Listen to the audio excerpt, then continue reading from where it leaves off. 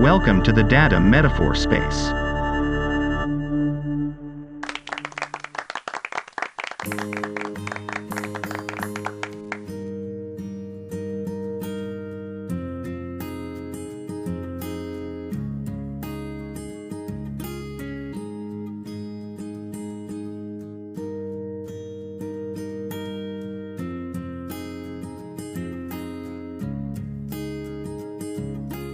Who is Elizabeth Taylor?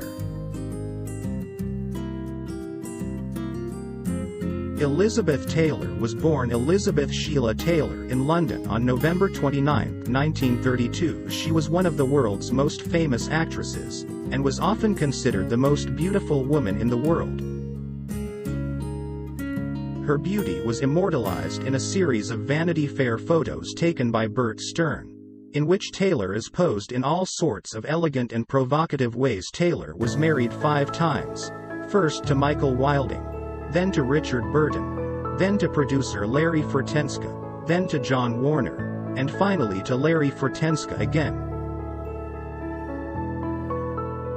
Taylor had 2 children from her first marriage, Liza and Michael, and 4 children from her second marriage, Joe, Liza, Sam and Sophie. She was a fierce and passionate advocate for children, animals, and the environment. She was also an activist for human rights, women's rights, and gay rights. Early life. Taylor was born on November 29, 1932, in London, the second of 2 daughters of Jack and Geraldine Taylor. Taylor's father was an insurance agent and her mother was a schoolteacher. Her mother died when Taylor was 9 years old.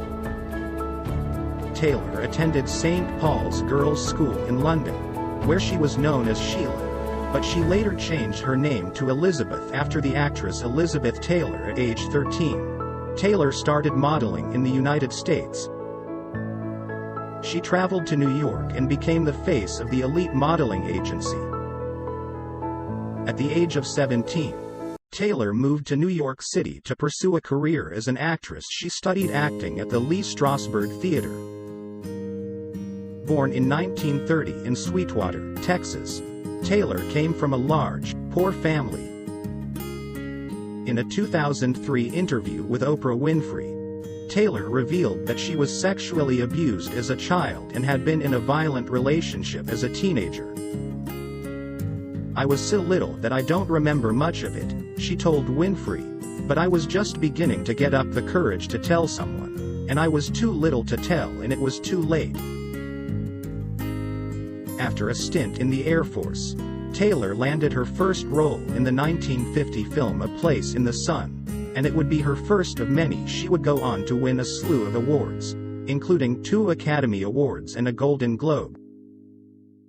Her career took off in the 1960s, with roles in Cleopatra and Who's Afraid of Virginia Woolf. She also had a role in the blockbuster Steel Magnolias.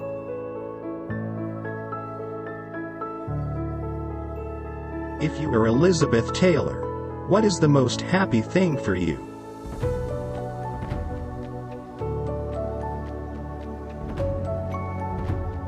The following is a transcript of Elizabeth Taylor. "I am going to be honest and say that I am still learning. I don't know. I don't think I have ever been happy. I have been happy with many things in my life, but I don't think I have ever been happy. How do you deal with fame? I am a very private person. I don't really think about it. You have said that you never want to be a slave to the work, that you have to live and not work. What do you mean by that? I don't want to be a slave to the work. I don't want to be working all the time. I don't want to be working for the money, but I don't want to be living for the money either. I don't want to be like a slave to the work. I want to live a full life. And I don't want to be so concerned about money that I can't live a life. I don't want to be a slave to the work. I don't want to be working all the time. I don't want to be working for the money, but I don't want to be living for the money either. I don't want to be like a slave to the work. I want to live a full life, and I don't want to be so concerned about money that I can't live a life. I don't want to be a slave to the work. if you were Elizabeth Taylor, what is the most disappointing thing for you?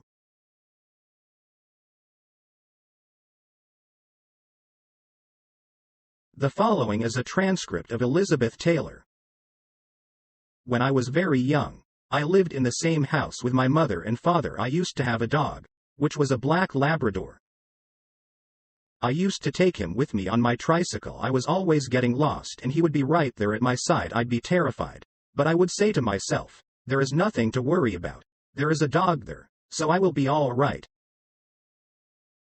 I feel that there are so many things in life that are just out of our control, and we're never going to be able to get rid of them. I mean, it's like, when I was little, I used to play the piano, and I'd play the song, I'll be home for Christmas, and it would go, I'll be home for Christmas when I come home. But I never did come home, and it's still like that. I never did get home, so that's the biggest sadness in my life. What is the most sad song for you?